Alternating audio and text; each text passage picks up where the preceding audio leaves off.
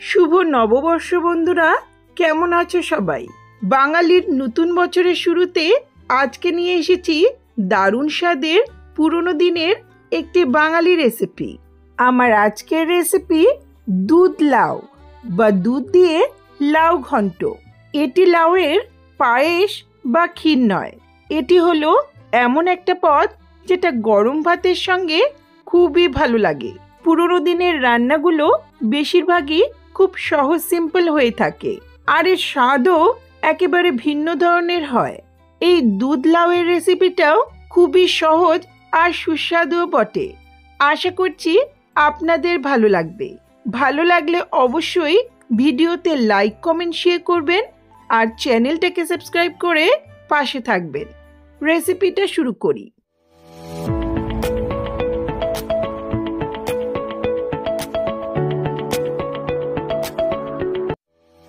সবার প্রথমে এখানে এক বাটি লাউ খোসা ছাড়িয়ে মোটামুটিভাবে কুচিয়ে নিয়েছি।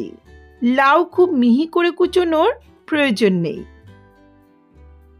এখানে 3/4 টেবিল স্পুনের মতো গুঁড়ো দুধ নিয়েছি।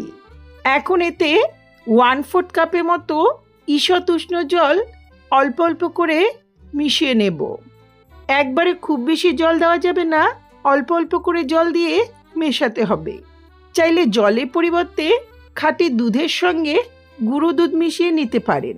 আবার গরুর দুধ বেশ ঘন করে জাল করে রান্নাটাতে ব্যবহার করলে বেশ ভালো লাগে। দুধটা ভালো করে গোলানো হলে এখন এতে 1 টিস্পুনের মতো ময়দা মিশিয়ে নেব। খেয়াল রাখতে হবে ময়দাটা মেশানোর সময় দুধটা যেন খুব বেশি গরম না থাকে। খুব ভালো করে মিশিয়ে নেওয়ার পর এখন এটা এক পাশে রেখে চলে যাচ্ছি রান্নার ধারে। গ্যাসে একটা কড়াই বসিয়ে 2-3 টেবিল স্পুনের মতো সাদা তেল ভালো করে গরম করে নিচ্ছি। তেল ভালো করে গরম হলে গ্যাসের ফ্লেমটা লোতে রেখে 7-8টা মতো কলাইয়ের ডালের বড়ি দিয়ে দিচ্ছি। বড়িটাকে লো মিডিয়াম ফ্লেমে লাল লাল করে ভেজে নিতে হবে। হাই ফ্লেমে বড়ি ভাজা যাবে না। হাই ফ্লেমে ভাজলে বড়িগুলো ওপর থেকে ভাজা হবে, কিন্তু ভেতরটা কাঁচাই থেকে যাবে। বড়িটা ভালো মতো ভাজা হলে এর ফ্লেভারটা ভালো আসে, তবে খেয়াল রাখতে হবে যাতে পুড়ে না যায়। বড়ি সুন্দরভাবে লাল লাল করে ভাজা হয়েছে, এখন তুলে নিচ্ছি। চাইলে সর্ষের তেলেও রান্নাটা করা যাবে, তবে আমি যেহেতু রান্নাটা একেবারে সাদা করব, তাই সাদা তেলটাই ব্যবহার করলাম। এটা এক পাশে রেখে কড়াইয়ের অবশিষ্ট তেলে ফোড়ন দিচ্ছি।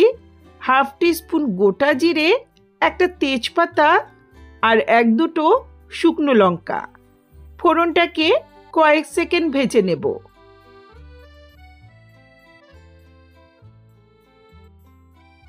ফোড়ন ভাজার সুন্দর গন্ধ বেরোলে এখন এতে 1 টেবিল স্পুনের মতো গ্রেট করা আদা দিচ্ছি।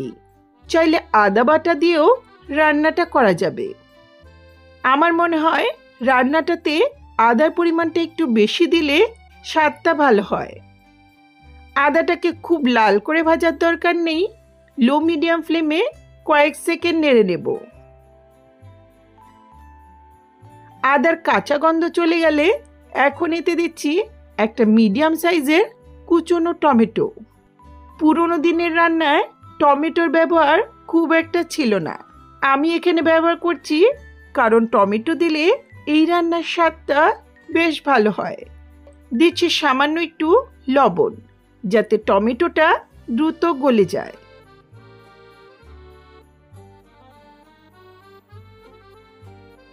টমেটোটা কয়েক সেকেন্ড নেড়ে নেওয়ার পর এখন এতে কুচিয়ে রাখা লাউটা দিয়ে দিচ্ছি।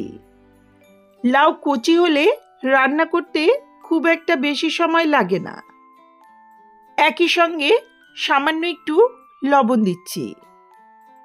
লবণটা দিয়ে খুব ভালো করে মিশিয়ে নিয়ে ঢাকা দিয়ে লো মিডিয়াম ফ্লেমে ততক্ষণ রান্না করব যতক্ষণ না লাউটা 80% মতো সেদ্ধ হয়ে যাচ্ছে। মাঝে মধ্যে অবশ্য ঢাকাটা তুলে একটু নেড়ে চেড়ে দিতে হবে।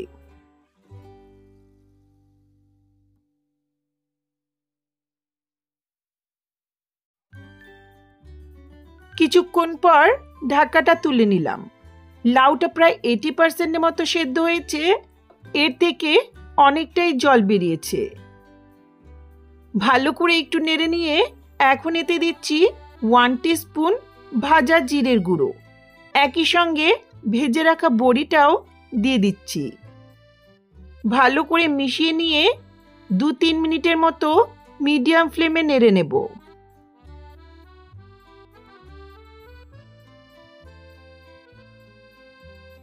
এখন এতে দিচ্ছি 2 টিস্পুনের মতো চিনি। চিনিটা বেশি মনে হলেও রান্নাটাতে একটু মিষ্টি দিলে স্বাদটা ভালো হবে।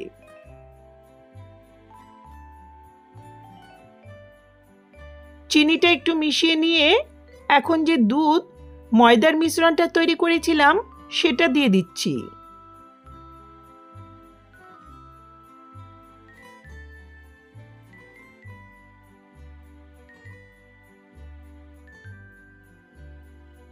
খুব ভালো করে নেড়েচেড়ে মিশিয়ে নেব। এগুলো দেওয়ার পর ক্রমাগত নাড়তে হবে, তা না হলে নিচ থেকে পোড়া লাগতে পারে। সামান্য একটু লবণ দিয়ে ততক্ষণ রান্না করব যতক্ষণ না লাউটা পুরোপুরি সেদ্ধ হচ্ছে আর জলটা একটু টেনে যাচ্ছে।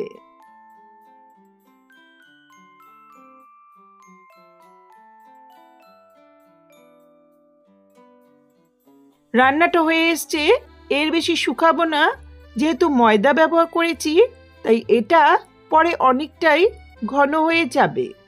এখন সবশেষে এতে দিচ্ছি কয়েকটা চেরা কাঁচা লঙ্কা আর 1-2 টেবিল স্পুনের মতো গাওয়া ঘি। এই রান্নায় ঘিয়ের ফ্লেভারটা খুবই ভালো লাগে।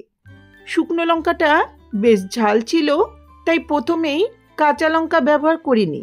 ঝালটা অবশ্যই নিজেদের পছন্দ মতো দেবেন। এগুলো দেওয়ার পর আর রান্না করার প্রয়োজন নেই। ভালো করে একটু মিশিয়ে নিয়ে ঢাকা দিয়ে গ্যাসের ফ্লেমটা অফ করে কিছুক্ষণ স্ট্যান্ডিং টাইমে রেখে দেব।